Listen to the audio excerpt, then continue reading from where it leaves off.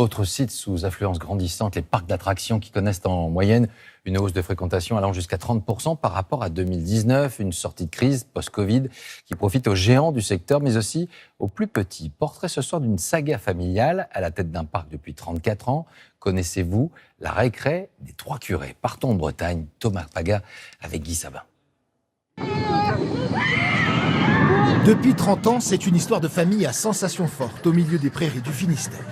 Un parc d'attractions construit par 2 agriculteurs dans une exploitation laitière, devenu le plus important de Bretagne. En coulisses, chaque matin, les 2 cousins, Kevin et Emmanuel Bonnefoy, passent en revue les attractions. Ici, une roue a changé avec l'un des 20 salariés. Un peu plus loin, un manège qui ne démarre plus. L'aîné est ingénieur. Il s'est formé en fabriquant des machines agricoles. On a grandi ici, on a joué ici, avant de vouloir venir ou revenir y travailler. Et le but, oui, quand on a ce côté affectif dans une entreprise familiale, c'est toujours d'aider ses parents et de faire au mieux pour ses parents. Et pour la tester cette fois-ci, c'est le cadet qui s'y colle. Ah, au secours. Ah bah on s'amuse toujours, hein, on prend du plaisir. Hein. Vous n'avez pas l'air là? Non, là, j'ai peur. Allez, je suis parti. Aujourd'hui, le parc tourne à plein régime.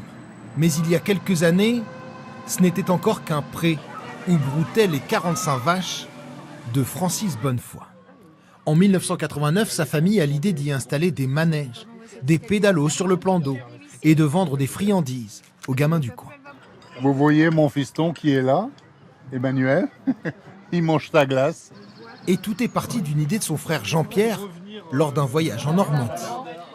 Il est passé par le Mont-Saint-Michel et il a trouvé un huluberlu qui roulait une structure gonflable. Et Jean-Pierre lui dit « Oh mais c'est formidable ton truc là, et tu veux pas le vendre ?» Et ils ont fait affaire en moins de 2 là. Mais comment faire pour attirer toujours plus de visiteurs dans ce bout de Finistère, à 15 km de la plage? La solution, les recevoir dans ce camping 4 étoiles juste à côté. Arnaud Bonnefoy, le petit dernier, en a fait doubler la taille. Objectif, faire grandir l'entreprise. Il y a aussi forcément cette pression familiale qui est derrière nous, que ce soit le regard des gens, est-ce qu'ils vont faire mieux que la génération précédente ou pas? Et non, c'est plus une pression qu'une facilité. Désormais, le parc vise 260 000 entrées par an. C'est 40 fois moins que Disneyland Paris. La journée coûte 22 € et c'est Nadège Bonnefoy, la fille de Francis, qui assure l'accueil. Ça fait passer une journée agréable en famille, pour pas très cher, donc voilà. C'est très bien ici.